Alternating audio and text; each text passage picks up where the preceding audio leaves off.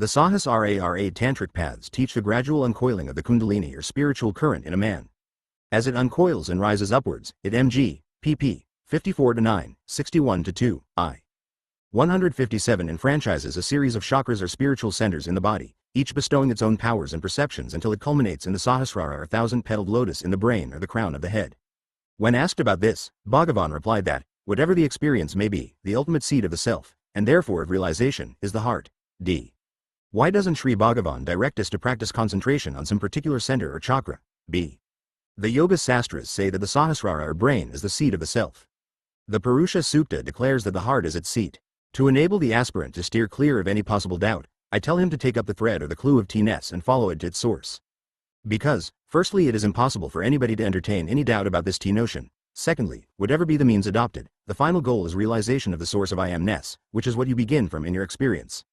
If you, therefore, practice self-enquiry, you will reach the heart, which is the self. 1.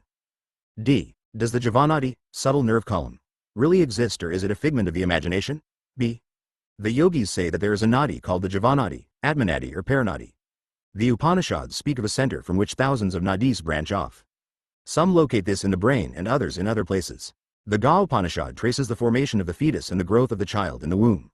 The ego is considered to enter the child through the fontanelle in the 7th month of its growth. In evidence thereof, it is pointed out that the fontanelle is tender in a baby and is also seen to pulsate. It takes some months for it to ossify. Thus, the ego comes from above, enters through the fontanelle and works mg, page 62, 1. 158 through thousands of nadis which are spread over the whole body. Therefore, the seeker of truth must concentrate on the Sahasrara, that is the brain, in order to regain his source. Breath control is said to help the yogi to rouse the Kundalini Shakti which lies coiled in the solar plexus. The Shakti rises through a nerve called the Sushumna, which is embedded in the core of the spinal cord and extends to the brain. If one concentrates on the Sahasrara, there is no doubt that the ecstasy of samadhi ensues. The vasanas, that is the latencies, are however, not destroyed. The yogi is therefore bound to wake up from samadhi because the release from bondage is not yet accomplished. He must still try to eradicate the vasanas in order that the latent tendencies yet inherent in him may not disturb the peace of his samadhi. So he passes down from the Sahasrara to the heart through what is called Javanadi, which is only a continuation of the Sushumna. The Sushumna is thus a curve. It starts from the solar plexus, rises through the spinal cord to the brain, and from there bends down and ends in the heart. When the yogi has reached the heart, samadhi becomes permanent. Thus we see that the heart is the final center. Some Upanishads also speak of 101 nadis which spread from the heart, one of them being the vital nadi. If the ego descends from above and is reflected in the brain, as the yogis say, there must be a reflecting surface. This must also be capable of limiting the infinite consciousness to the limits of the body. In short, the universal being becomes limited as an ego. Such a reflecting medium is furnished by the aggregate of vasanas of the individual. It acts like the water in a pot which reflects an object. If the pot is drained of its water, there will be no reflection. The object will remain without being reflected. The object here is the universal being consciousness, which is 159 all-pervading and therefore immanent in all. It need not be cognized by reflection alone. It is self-resplendent. Therefore, the seeker's aim must be to drain away the vasanas from the heart and let no reflecting medium obstruct the light of the eternal consciousness. This is achieved by the search for the origin of the ego and by diving into the heart. This is the direct path to self-realization. One who adopts it need not worry about nadis, brain, sushumna, kundalini, breath control and the 6 yogic centers. The self does not come from anywhere, nor does it enter the body through the crown of the head. It is as it is, ever shining, ever steady, unmoving and unchanging. The changes which are noticed are not inherent in the self, for the self abides in the heart and is self-luminous like the sun. The changes are seen in its light. The relationship between the self and the body or the mind may be compared to that of a clear crystal and its background. If the crystal is placed against a red flower, it shines red, if against green it shines green, and so on. The individual confines himself to the limits of the changeable body or of the mind which derives its existence from the unchanging self. All that is necessary is to give up this mistaken identity and, that done, the ever-shining self will be seen to be the single, non-dual reality. 1. Silence. On the whole, the Maharshi did not approve of vows of silence. If the mind is controlled, useless speech will be avoided, but abjuring speech will not quieten the mind. The effect cannot produce the cause. T. 616, 1. 160d. Isn't a vow of silence helpful? B. A vow is only a vow. It may help meditation to some extent, but what is the use of keeping the mouth shut and letting the mind run riot? If the mind is engaged in meditation, what need is there for speech? Nothing is as good as meditation. What is the use of a vow of silence if one is engrossed in activity? One diet in general, although attaching little importance to physical aids to meditation, The Maharshi was insistent on the advantages of limiting oneself to sattvic, that is vegetarian and non-stimulating food. Regulation of diet, restricting it to sattvic food, taken in moderate quantities, is the best of all rules of conduct and the most conducive to the development of sattvic, pure, qualities of mind. These in turn help one in the practice of self-enquiry. Point 2. The following is the conclusion of Self-Enquiry, the first book that he wrote. It is within our power to adopt a simple and nutritious diet and, with earnest and incessant endeavor, to eradicate the ego, the cause of all misery, by stopping all mental activity born of the ego. Can obsessing thoughts arise without the ego, or can there be illusion apart from such thoughts? 3. He also confirmed this when asked by devotees. 1. T. 371. 2. W. Section 12. 3. Words of Grace, page 40. 161d.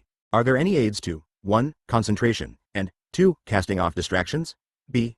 Physically, the digestive and other organs are to be kept free from irritation. Therefore, food is regulated both in quantity and quality. Non-irritants are eaten, avoiding chilies, excessive salt, onions, wine, opium, and so on. Avoid constipation, drowsiness and excitement and all foods which induce them. Mentally, take interest in one thing and fix the mind on it. Let that interest be self-absorbing to the exclusion of everything else. This is dispassion, vairagya, and concentration. Point 1. Mrs. Piggott returned from Madras for a further visit and asked questions concerning diet. Mrs. P. What diet is suitable for a person engaged in spiritual practice? B. Sattvic food in moderate quantities. Mrs. P. What food is sattvic? B. Bread, fruit, vegetables, milk and such things. Mrs. P. Some people in the north eat fish. Is that permissible? To this question Bhagavan did not reply. He was always reluctant to criticize others and this question was inviting him either to do so or to change what he had said.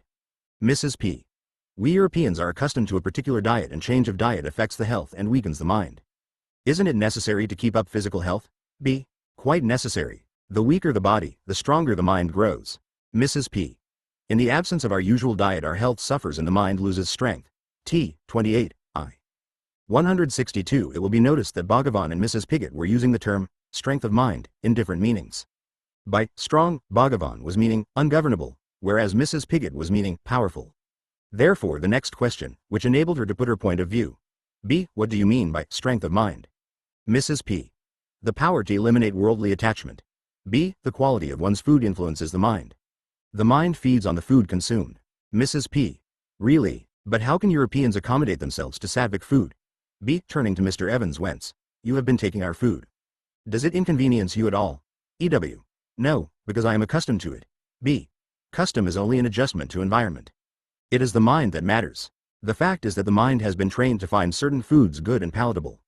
The necessary food value is obtainable in vegetarian as well as non-vegetarian food. Only the mind desires the sort of food that it is used to and which it considers palatable. Mrs. P. Do these restrictions apply to the realized man also? B. He is stabilized and not influenced by the food he takes. Point 1. It was very characteristic of Bhagavan that, although he would answer questions about diet quite firmly when asked, he would not enjoin a vegetarian diet on any devotee who did not ask him. It was also characteristic that, under his silent influence, it would sometimes happen that one who did not ask would gradually begin to feel an aversion to meat food and an inclination to change over to a pure diet. T. 22. 1. 163. Just as Bhagavan disapproved of all extremes, so he disapproved of fasting. D. Can fasting help towards realization? B. Yes, but it is only a temporary help. It is mental fasting that is the real aid. Fasting is not an end in itself. There must be spiritual development at the same time. Absolute fasting weakens the mind too and leaves you without sufficient strength for the spiritual quest. Therefore eat in moderation and continue the quest. D. They say that 10 days after breaking a month's fast the mind becomes pure and steady and remains so forever. B. Yes, but only if the spiritual quest has been kept up right through the fast. Point 1. Celibacy. There is no need to say much about celibacy since it has been dealt with in an earlier chapter. It is normal in India that all those who do not renounce the world to become sadhus marry. Bhagavan always insisted that brahmacharya is living constantly in Brahman. He did not encourage formal adoption of the saffron garb, external sannyasa.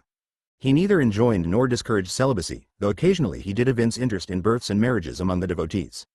Bhakti. We come now to Bhakti Marga, the path of love and devotion, worship and surrender. This is usually considered the very antithesis of self-enquiry, since it is based on the presumption of duality, of worshipper and worshipped, lover and beloved. T. 170. 1. 164. Whereas self-enquiry presumes non-duality.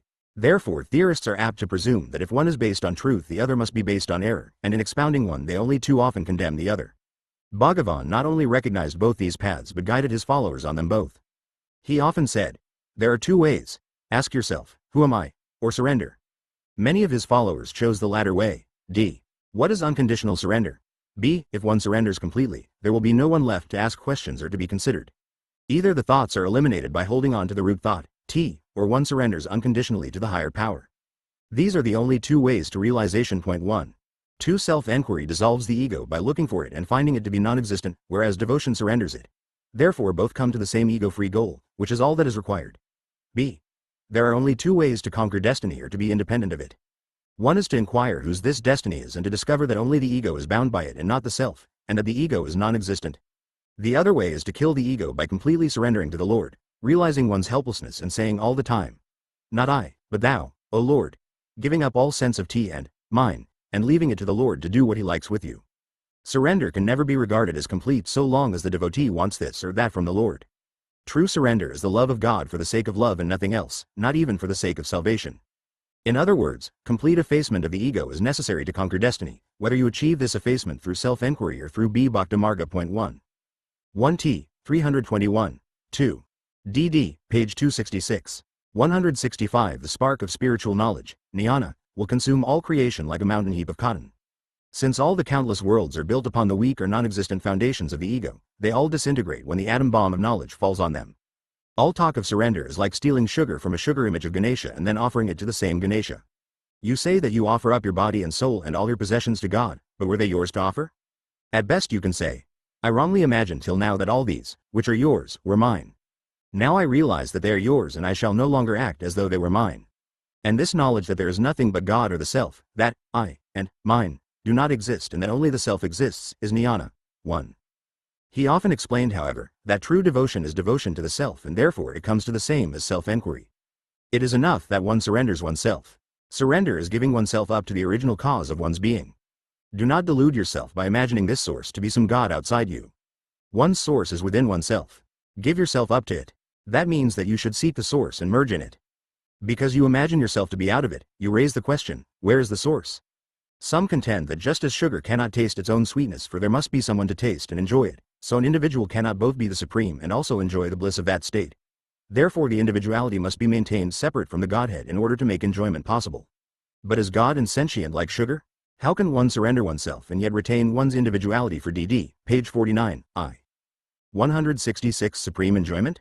Furthermore, they also say that the soul, on reaching the divine region and remaining there, serves the Supreme Being. Can the sound of the word, service, deceive the Lord? Does he not know? Is he waiting for these people's services? Would he not, pure consciousness, ask in turn, "Who are you apart from me that presume to serve me?" If, on the other hand, you merge in the self, there will be no individuality left. You will become the source itself. In that case, what is surrender? Who is to surrender, and to whom? This constitutes devotion, wisdom and self-enquiry. Among the Vaishnavites, too, Saint Namalwar says, "I was in a maze, clinging to I and mine. I wandered without knowing myself. On realizing myself, I understand that I myself am you and that mine, that is, my possessions, is only yours." Thus, you see, devotion is nothing more than knowing oneself. The school of qualified monism also admits it. Still, adhering to their traditional doctrine, they persist in affirming that individuals are part of the Supreme, his limbs as it were. Their traditional doctrine says also that the individual soul should be made pure, and then surrendered to the Supreme. Then the ego is lost and one goes to the region of Vishnu after death. Then finally there's the enjoyment of the Supreme, or the Infinite. To say that one is apart from the primal source is itself a pretension. To add that one divested of the ego becomes pure and yet retains individuality only to enjoy or serve the Supreme is a deceitful stratagem. What duplicity this is! First to appropriate what is really his, and then pretend to experience or serve him. Is not all this known to him? 1. It is obvious that surrender in the total uncompromising sense in which Bhagavan demands it is not easy. T. 208. 1. 167. As often as one tries to surrender, the ego raises its head and one has to try to suppress it. Surrender is not an easy thing. Killing the ego is not an easy thing. It is only when God himself by his grace draws the mind inwards that complete surrender can be achieved. Point 1. Dr. Syed asked Bhagavan, doesn't total or complete surrender imply that even desire for liberation or God should be given up? B. Complete surrender does imply that you should have no desire of your own, that God's will alone is your will and you have no will of your own. Dr. S. Now that I am satisfied on that point, I want to know what are the steps by which I can achieve surrender. B. There are two ways. One is looking into the source of the T and merging into that source. The other is feeling, I am helpless by myself. God alone is all-powerful, and except for throwing myself completely on him there is no other means of safety for me, and thus gradually developing the conviction that God alone exists and the ego does not count. Both methods lead to the same goal. Complete surrender is another name for jnana or liberation. Point 2. However, partial surrender can come first and gradually become more and more complete. D. I find surrender impossible. B. Complete surrender is impossible in the beginning, but partial surrender is possible for all. In course of time that will lead to complete surrender. Point 3.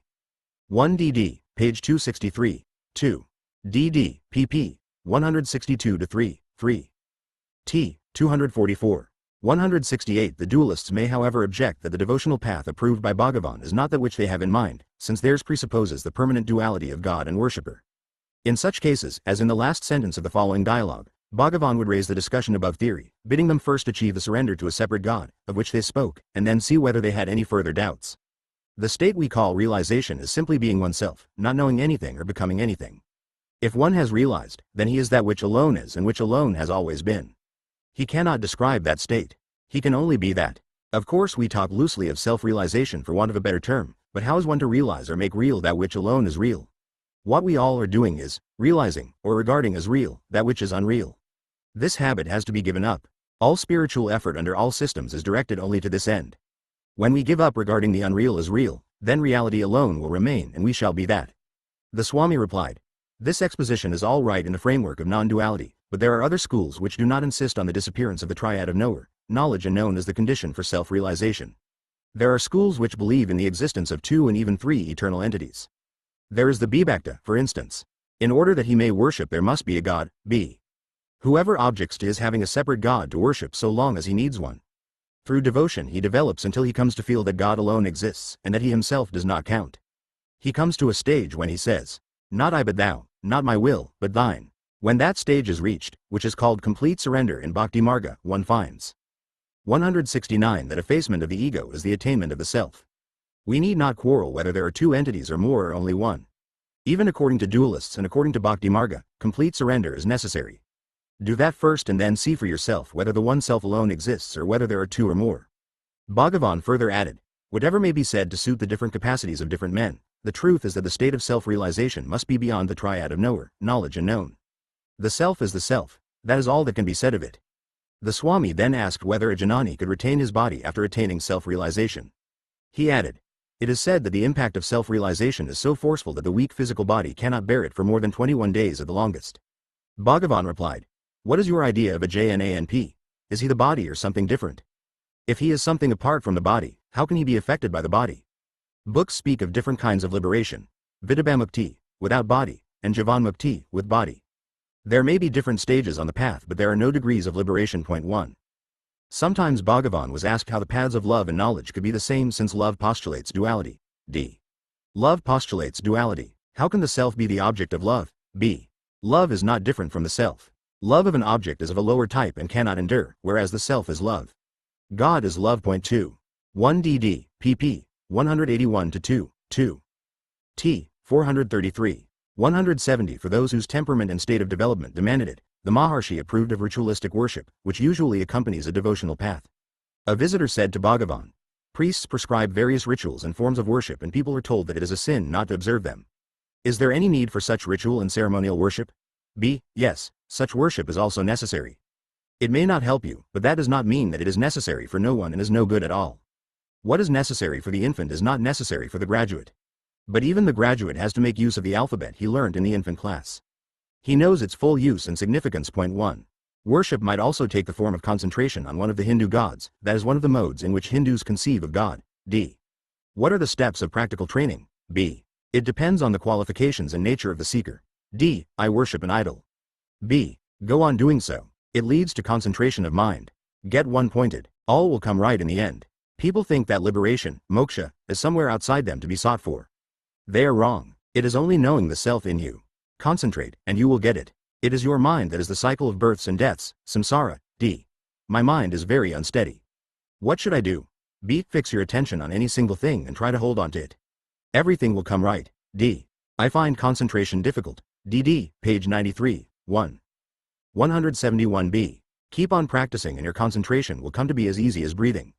That will be the crown of your achievement. Point 1. However, he did not approve of the desire to see visions, or in fact, any desire at all, even the desire for rapid realization. Miss Uma Devi, a Polish lady who has become a Hindu, said to Sri Bhagavan, "Once before I told Sri Bhagavan how I had a vision of Shiva at about the time I became a Hindu. A similar experience occurred to me at Kortalam. These visions are momentary, but they are blissful. I want to know how they can be made permanent and continuous. Without Shiva there is no life in what I see around me. I am so happy when I think of him. Please tell me how I can make the vision of him continuous." B. You speak of a vision of Shiva, but a vision always presumes an object. That implies the existence of a subject. The value of the vision is the same as that of the seer. That is to say, the nature of the vision is on the same plane as that of the seer. Appearance implies disappearance also. Therefore a vision can never be eternal. But Shiva is eternal. The vision of Shiva implies the existence of the eyes to see it, of the intellect behind the sight, and finally of consciousness underlying the seer. This vision is not as real as one imagines it to be, because it is not intimate and inherent, it is not first-hand. It is the result of several successive phases of consciousness. Consciousness alone does not vary. It is eternal. It is Shiva. A vision implies someone to see it, but this someone cannot deny the existence of the self. There is no moment when the self is consciousness. Does T. 31, I. 172 not exist, nor can the seer remain apart from consciousness. This consciousness is the eternal being and is only being. The seer cannot see himself. Does he deny his existence because he cannot see himself as he sees a vision? No, so the true vision does not mean seeing but being. To be is to realize, hence, I am that I am is Shiva.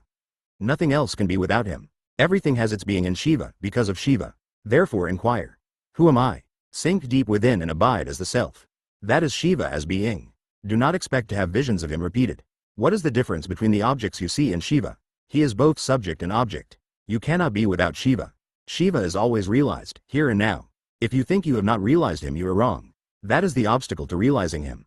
Give up that thought also and realization is there. D. Yes, but how shall I effect it as quickly as possible?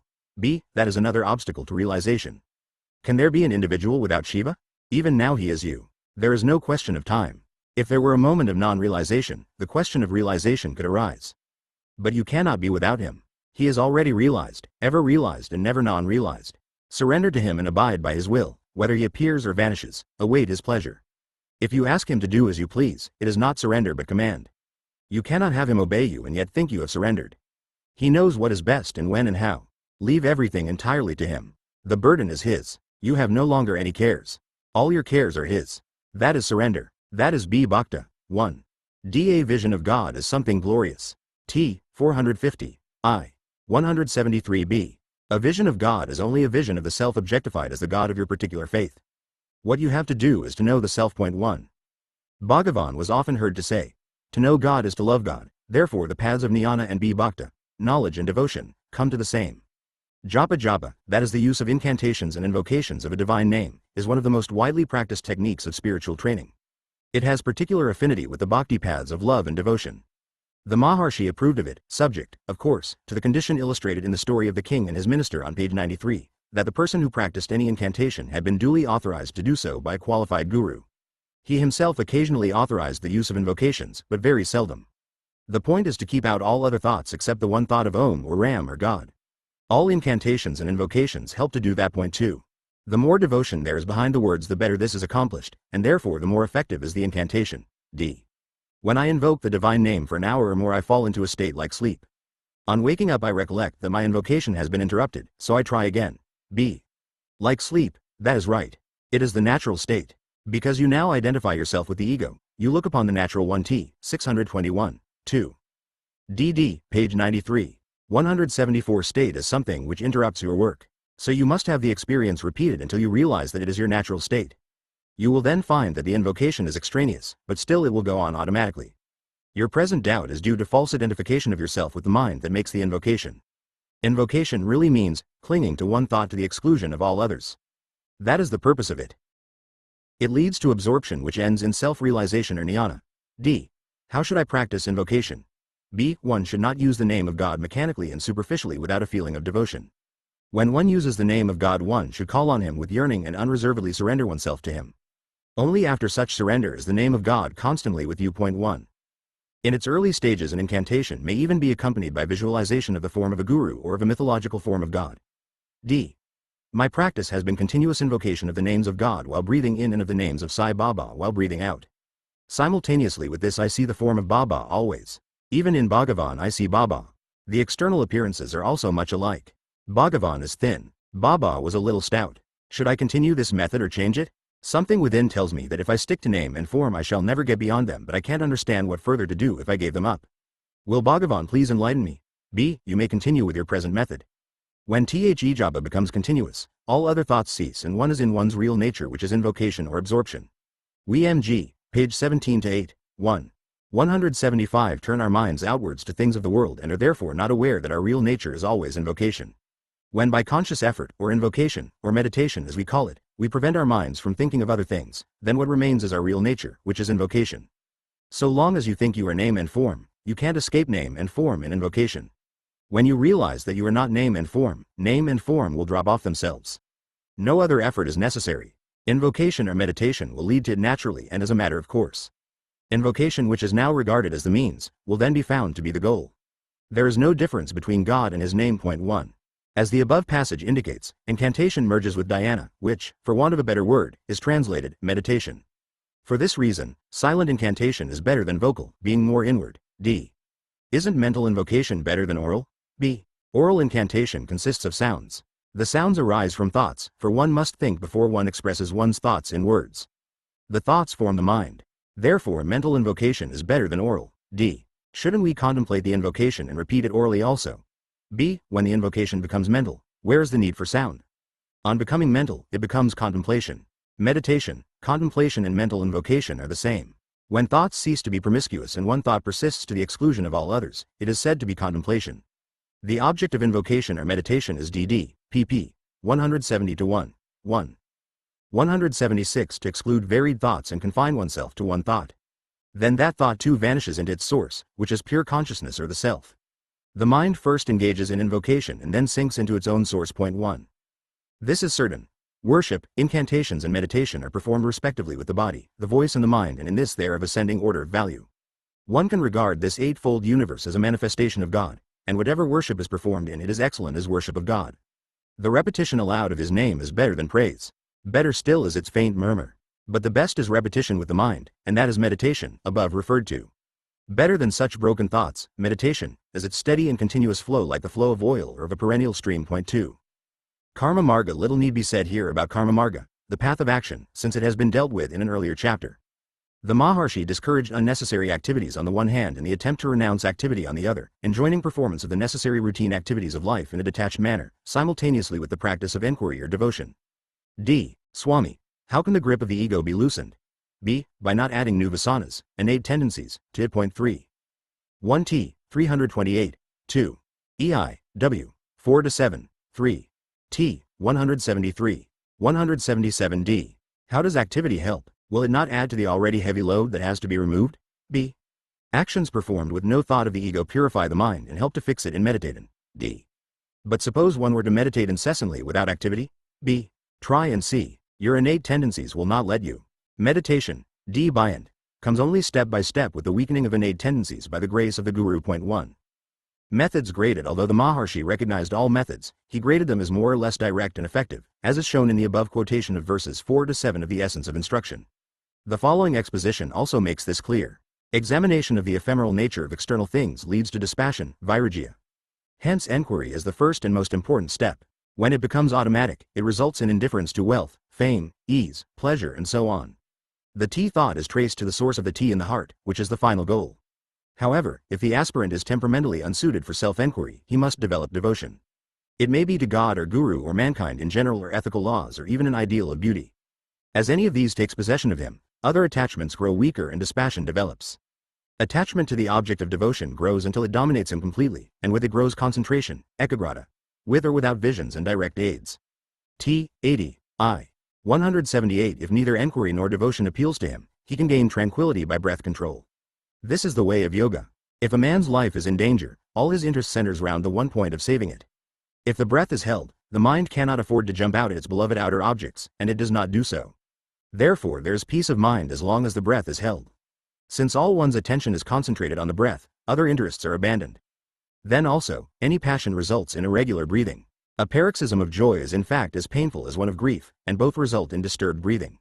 Real peace is happiness, and pleasures do not produce happiness. If the aspirant is unsuited to the first two methods by temperament and to the third on account of age or health, he must try karma marga, the path of good deeds and social service. His nobler instincts are thus developed and he derives personal happiness from his actions. His ego becomes less assertive and its good side is enabled to develop. He thus in course of time comes to be suited for one of the three former paths. Or his intuition may be developed by karma marga alone. 1. T. 27. I. 179 Chapter 7 The Goal. D. What is the purpose of self-realization? B. Self-realization is the final goal and is itself the purpose. D. I mean, what use is it? B. Why do you ask about self-realization? Why don't you rest content with your present state? It is evident that you are discontented and your discontent will come to an end if you realize the self. 1. The above question was seldom asked, because those who came to the Maharshi usually understood at least that the state of spiritual ignorance, or, as Christianity puts it, of fallen man, is undesirable and that self-realization is the supreme goal. In the following dialogue the purpose is asked with more understanding and therefore the answer also goes deeper. D. What is the goal of this process? B. Realizing the real. D. What is the nature of reality? B. A. Existence without beginning or end, eternal. B. Existence everywhere, endless, infinite. C. Existence underlying all forms, all changes, all forces, all matter and all spirit. The many change and pass away, whereas the one always endures. F.A. The one displaces the triads such as knower, knowledge and known. The triads are only appearances in time and space, whereas the reality T. 487. I. 180 lies beyond and behind them. They are like a mirage over the reality. They are the result of delusion. D. If I am also an illusion, who casts off the illusion? B. The I casts off the illusion of I, and yet remains T. Such is the paradox of self-realization. The realized do not see any contradiction in it. 1. It is surprising how many philosophers and theologians have failed to understand what is implied by self-realization and have misrepresented and even attacked or belittled it. All that it means, as Bhagavan explains in the passage just quoted, is realizing reality, realizing what is. And reality remains the same, eternal and unchanging, whether one realizes it or not. One can, of course, understand the annoyance and frustration of philosophers who wish to grasp everything with the mind on being told that reality lies beyond and behind the triad of knower knowledge known, which is like a mirage over it. For obviously the mirage cannot penetrate to that which underlies it. That is why no easy answer can be given to them. Indeed, Bhagavan did not on the whole approve of questions about the meaning and nature of realization, because his purpose was to help the questioner and not to satisfy mental curiosity. He usually reminded people that what is needed is effort to attain self-knowledge, and when that is attained, the questions will not arise. Some people who come here don't ask me about themselves but about the Jivanmukta, liberated while still embodied. Does he see the world? Is he subject to destiny? Can one be liberated only after leaving the body or while yet alive? Should the body of a sage resolve itself into light or disappear from sight in a miraculous way? Can one who leaves a corpse behind at death be liberated? Their questions are endless. Why worry about all these things? Does liberation consist in knowing the answer to these questions? So it. 28. 1. 181 Tell them, never mind about liberation. First find out whether there is such a thing as bondage. Examine yourself first. 1. He sometimes pointed out that even to speak of self-realization is a delusion, an illusory escape from an illusory prison. B. In a sense, speaking of self-realization is a delusion. It is only because people have been under the delusion that the non-self is the self and the unreal the real, that they have to be weaned out of it by the other delusion called self-realization, because actually the self always is the self and there is no such thing as realizing it.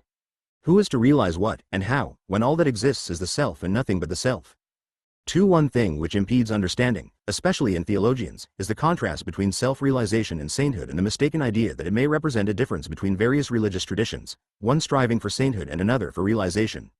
This idea is quite ungrounded. There have been saints in every religion, Hinduism as well as others. They differ very much among themselves, both in individual characteristics, from the rapturous to the serene, from the austere to the benign, from the subtle philosopher to the simple-minded, and also in degree of attainment. Some of them possess supernatural powers, some are swept away in ecstatic bliss, some consume themselves in loving service to mankind. All have a purity beyond that of ordinary men. Their state may be called heavenly even while on earth, and yet all this falls short of self-realization. All this is in the state of duality, where God or self is the other, where prayer is necessary and revelation possible.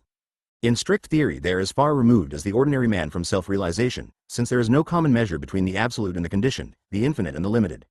A million is no nearer to infinity than 100. This complete gulf is illustrated by the Buddhist story of the man 1t. 578. 2. dd. page 269. 182 who wanders about the earth seeking for a lost jewel which all the time is on his brow. When at last it is pointed out to him, all his years of search and wandering have done nothing to bring him nearer to it. And yet, in actual fact, if he had not gone searching he would not have found it. And in actual fact, the saint can be considered nearer to realization than ordinary men, just as it is easier for an ordinary man to attain realization than for a dog, although both alike are limited to the illusion of individual being. There are stages of attainment of the saints, just as there is a hierarchy of heavens, and both of these correspond to the degrees of initiation in indirect spiritual paths. Bhagavan would answer questions about this when specifically asked, but did not usually speak of it, since his purpose was not to raise his followers from grade to grade of apparent reality but to direct them towards the one, eternal, universal, reality. D. Do we go to Svarga, heaven, as a result of our actions here? B. Heaven is as real as your present life. But if we ask who we are and discover the self, what need is there to think of heaven? 1d. Is Vaikunta, heaven, in the Supreme Self? B. Where is the Supreme Self or heaven unless in you? D. But heaven may appear to one involuntarily. B. Does this world appear voluntarily? 2. Similarly, he would briefly acknowledge grades of development in the individual but would not dwell on them. The yogic centers counting from the bottom upwards are a series of centers in the nervous system, each having its own kind of power or knowledge. Point 3. When someone told him about a present-day saint who was said to be constantly inspired by an incarnation of God in 1t. 31. 2. T. 385. 3. SDB. She. 183 to speak only as divinely directed, and he asked him whether this was true or not, he replied, as true as all this that you see around you. For, as compared with the self, neither this physical world nor any higher world is inherently real, just as, compared with infinity, a big number has no more meaning than a small one. A saint may attain a lofty grade without even conceiving of the ultimate reality of oneness or having only brief ecstatic intimations of it. That does not matter. The power of his purity and aspiration will eventually sweep him onwards either in this life or beyond. For one who envisages the ultimate goal and strives towards it, there are no stages. Either he is realized or he is not. About this Bhagavan spoke willingly and explicitly, because this was the path he enjoined. There are no stages in realization or mukti. There are no degrees of liberation. 1. D. There must be stage after stage of progress before attaining the absolute. Are there different levels of reality? B. There are no levels of reality. There are only levels of experience for the individual, not of reality. If anything can be gained which was not there before, it can also be lost, whereas the absolute is eternal, here and now. 2. However, although there are no stages of self-realization, there are what might be called previews, glimpses which are not yet stabilized or made permanent. Sometimes, indeed, these occur to people who, in this lifetime, have had no spiritual training at all. As the opacity of the aspirant's ego lessens with training and abnegation, he becomes more liable to them. Even great mystic philosophers such as Plotinus or Meister Eckhart have, by their 1dd, page 102, 2. T. 132. 184 own admission, been dependent on them, not having attained to the permanent state of identity from which Bhagavan taught. Can a man become a high official merely by seeing one? He may become one only if he strives and equips himself for the position. Similarly, can the ego, which is in bondage as the mind, become the divine self simply because it has once glimpsed that it is the self? Is this not impossible without the destruction of the mind? Can a beggar become a king by merely visiting a king and declaring himself to be one? 1d. Can self-realization be lost again after once being attained? B. Realization takes time to steady itself. The self is certainly within the direct experience of everyone but not in the way people imagine. One can only say that it is as it is.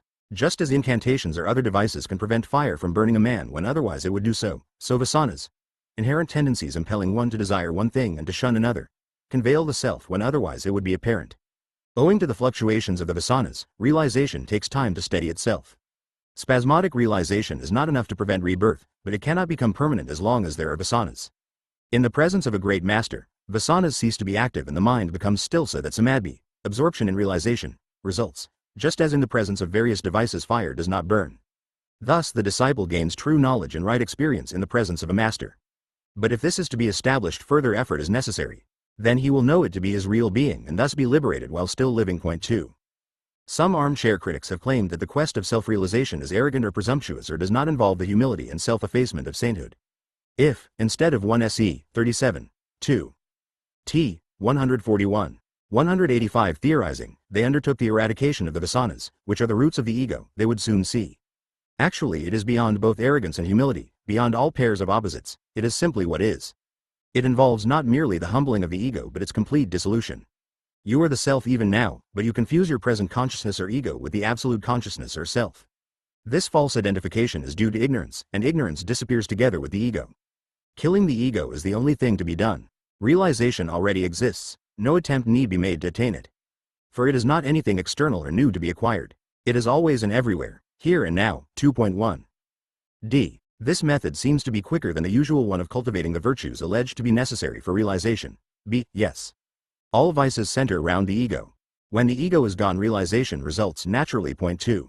Having spoken of the saint and the mystic philosopher, mention should also be made of the occultist, that is the person who seeks realization for the sake of the supernatural powers it may bring. This Bhagavan always discouraged. Realization may bring powers with it, as the higher includes the lower, but desire for powers will impede realization, as the quest for the lower state negates the higher. If the objective is the endowment of the ego with new powers, how can it at the same time be the liquidation of the ego? Such a person has not understood what realization means. D. What are the powers of supermen? B. Whether the powers are high or low, whether of the mind or what you call the supermind, they exist only with reference to him who possesses them.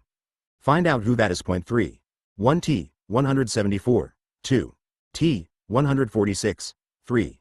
DD, page 269. 186b. He that would abide in the self should never swerve from his one-pointed attention to the self or the pure being that he is. If he slips or swerves away from that state, several kinds of vision conjured up by the mind may be seen, but one should not be misled by such visions, which may be of light or space, nor by the nada or subtle sounds that may be heard, nor by the visions of a personified God, seen either within oneself or outwardly, as if they had an objective reality. One should not mistake any of these things for the reality. When the principle of intellection by which these visions and so on are cognized or perceived is itself false or illusory, how can the objects thus cognized, much less the visions perceived, be real? 1. There are some foolish persons who, not realizing that they themselves are moved by the divine power, seek to attain all supernatural power of action. They are like the lame man who said, I can dispose of the enemy if someone will hold me up on my legs. Since peace of mind is permanent in liberation, how can they who yoke their mind to powers, which are unattainable except through the activity of the mind, become merged in the bliss of liberation which subdues the agitation of the mind? 2d. Can a yogi know his past lives? B. Do you know the present life so well that you wish to know the past? Find the present, then the rest will follow.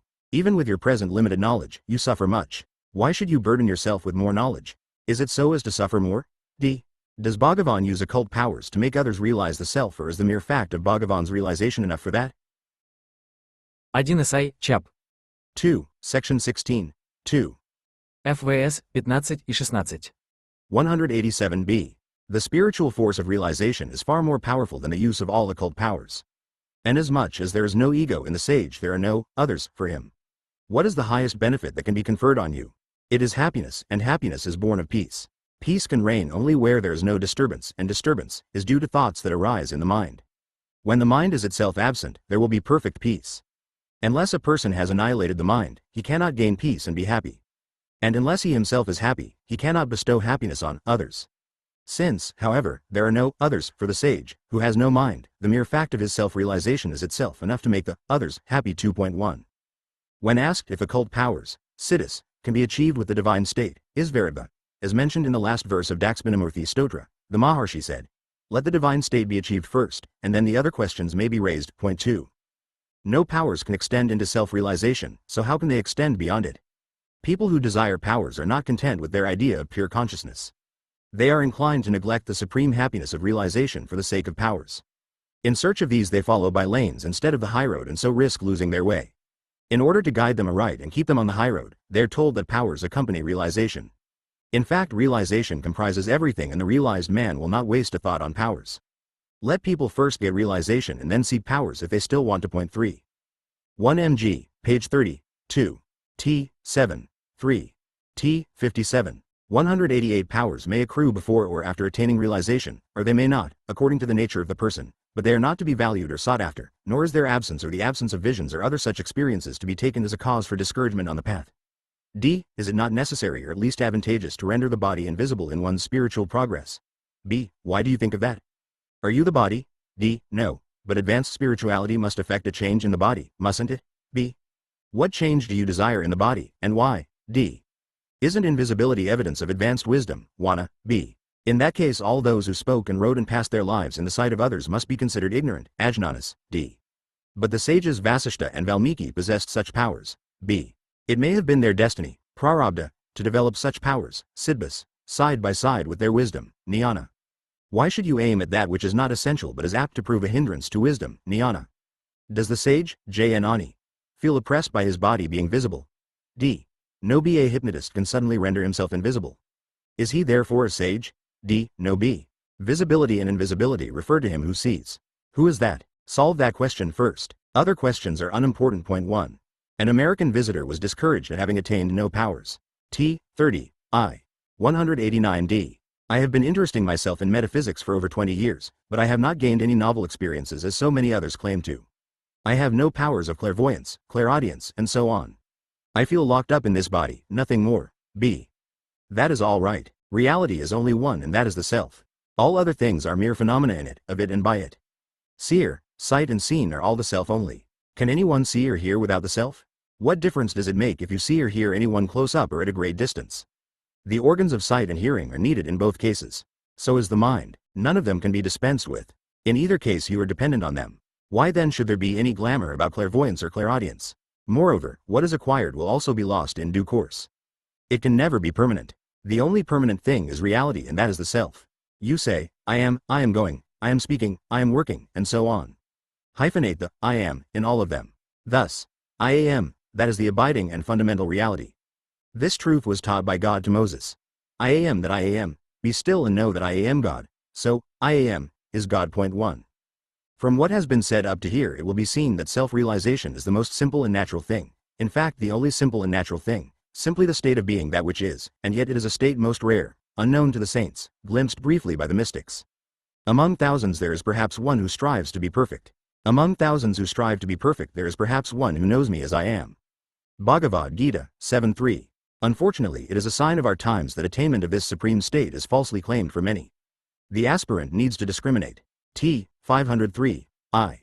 190. Once attained, the supreme state must be the same by whatever path and whatever religion it was approached, being, by its very nature, beyond differentiation. Once attained, the state of self-realization is the same by whatever path and in whatever religion it may be approached.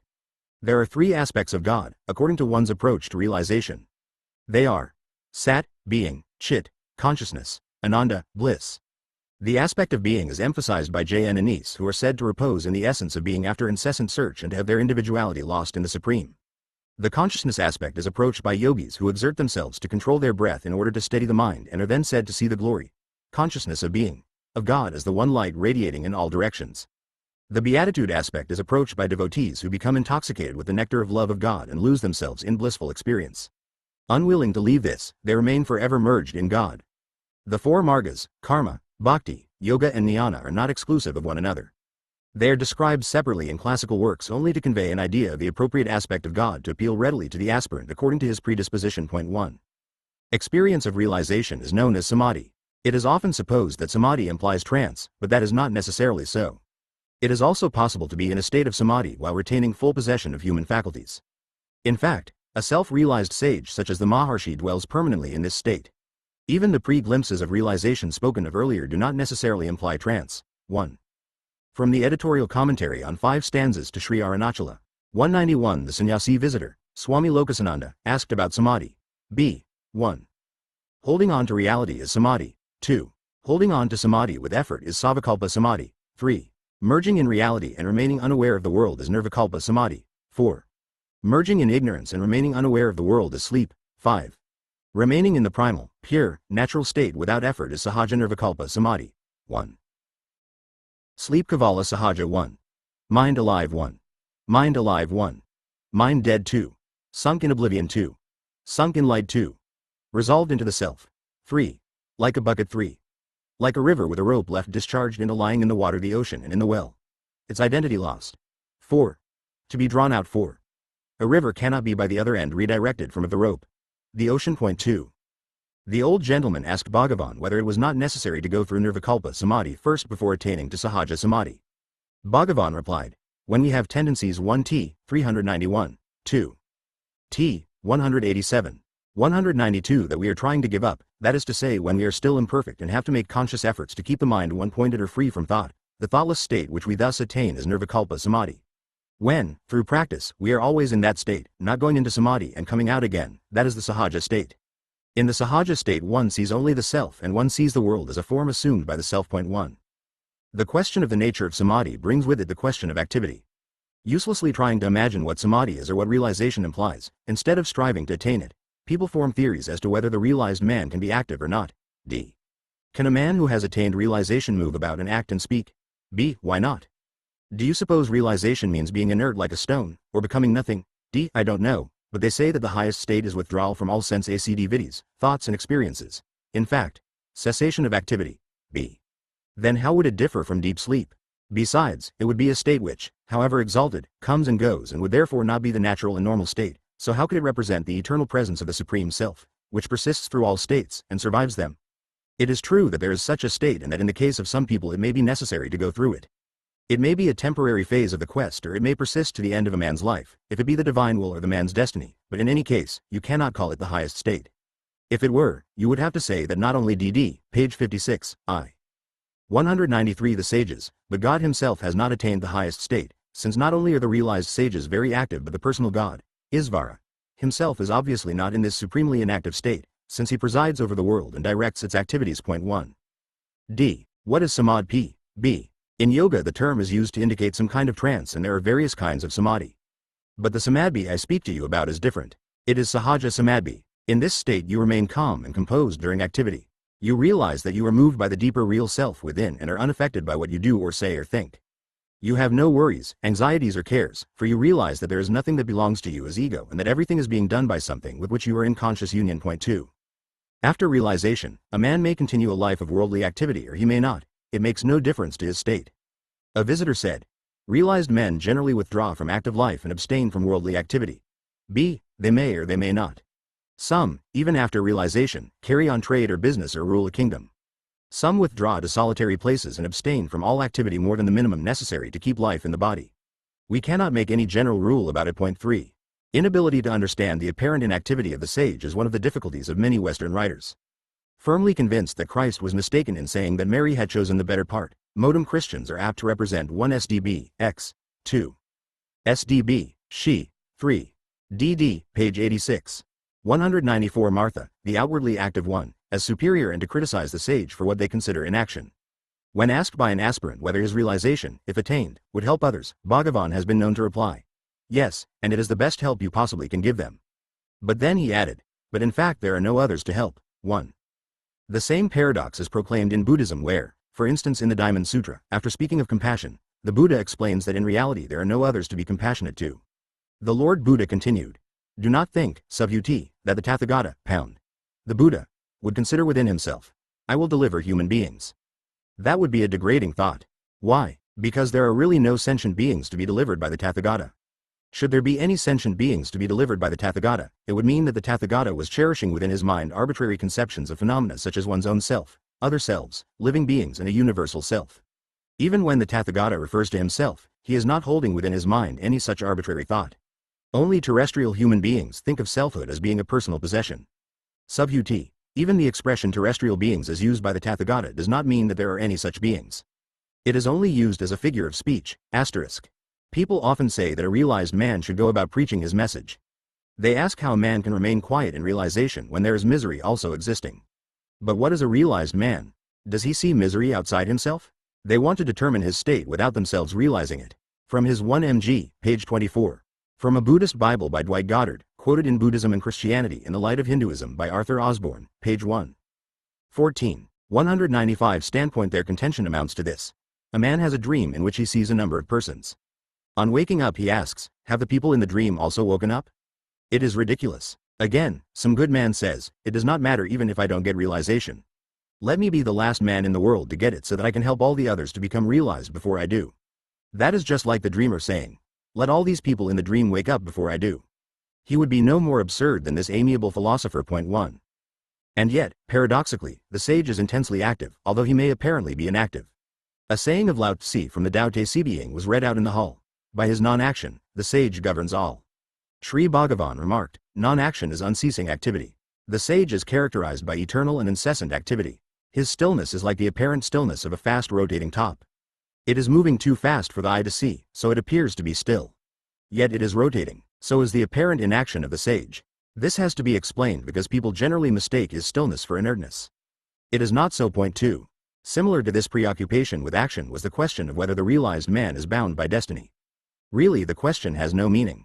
His body is bound by destiny, but since he does not identify himself with the body, its destiny cannot bind him.